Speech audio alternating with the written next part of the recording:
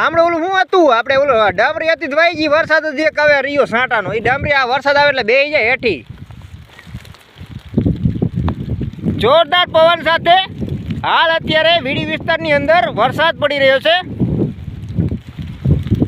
અને અહીંયા અમારા મોટા ભાઈ કિશનભાઈ તલ પાતા હતા અને અત્યારે હાલમાં મશીન બંધ કરી દીધું છે જો કે પાવાની જરૂર નથી આ વરસાદ આવે મને લાગે કે પઈ દઈશે ખોરા એવા પડે એના આધારે કહીએ છીએ આપણે મોબાઈલમાં ટપાટપ સાંટા પડે પણ તો કે આ તમને થોડુંક ન્યૂઝ પહોંચાડવા માટે આપણે